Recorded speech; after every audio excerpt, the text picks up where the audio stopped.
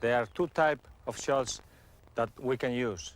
One is the one we can use straight into the pen, which land nice, high and soft.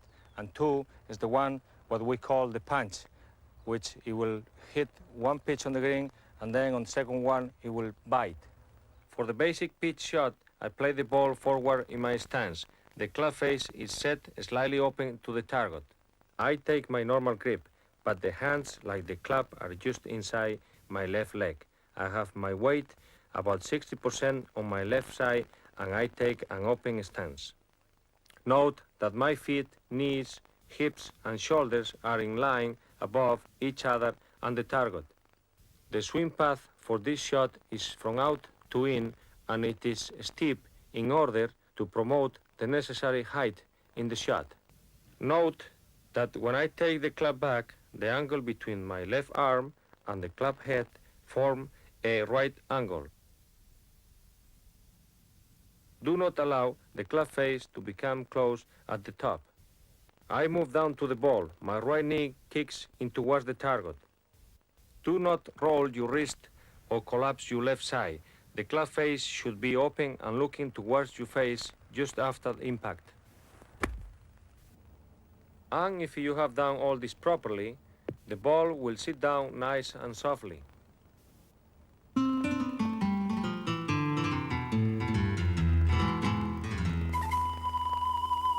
Now let's look at the punch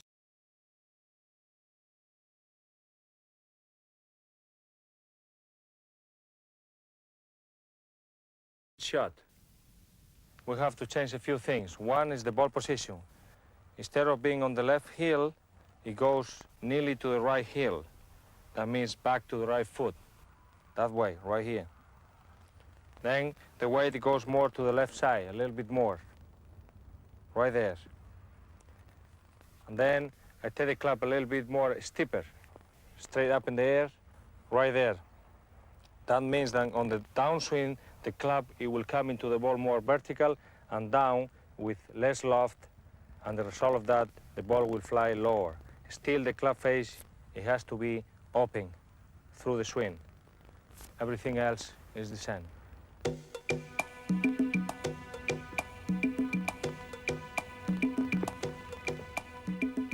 Let's have a look at those two shots again.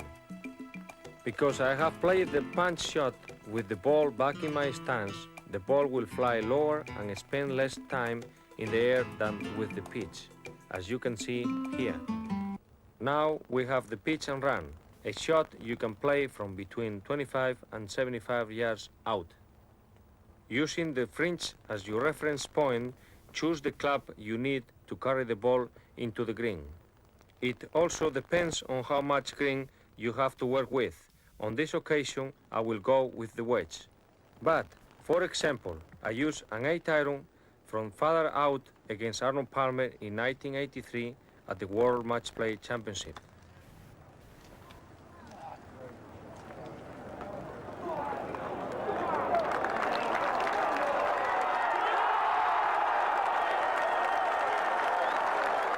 To play this shot, stand tall at the dress, grip down the shaft a bit. Have the ball about in the center of your stance, which should be square. The swing is short and is more arms than hands. There is no check on the shot.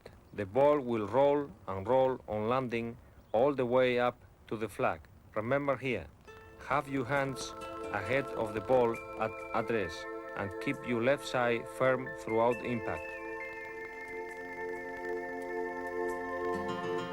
For our next shot, let's go to the spectacular 10th, where the green is very well protected by the big bunker.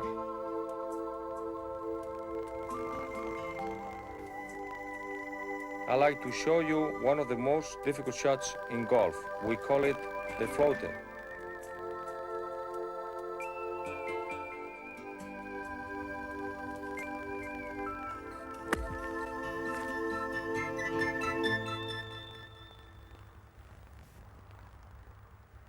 Let me show you how to do it. First of all, I open the club face. Then I move the ball a little bit forward, more or less to the left heel of the left feet.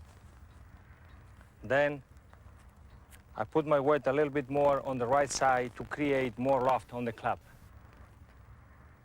Also, I have my hands behind the ball too to create more, even more loft on the club face. And then I take the club straight upright back and outside the line, and then I go down into the ball and I try to keep my right hand as much as possible under and also inside the line. And also I have to say that it's important to hit it hard. Don't be worried about hitting the ball too hard because the ball will never go too far. Okay? Let's have a look.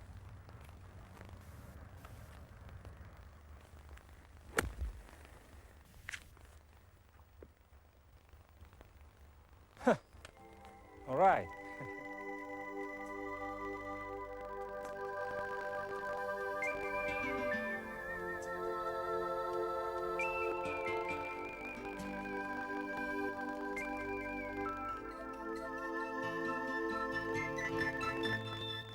Now we have a bad lie. The ball is sitting down in a divot. Let me show you how to play that shot. It's very much the same than the one we played before, the one we call the floating shot. It's a few things that we have to change.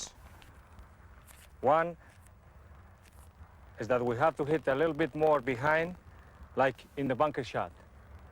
And then two, we have to take the club a little bit more outside and then coming into the ball across the line, but we have to make sure that we go deep enough to get under the ball. Don't forget that. Let's have a look.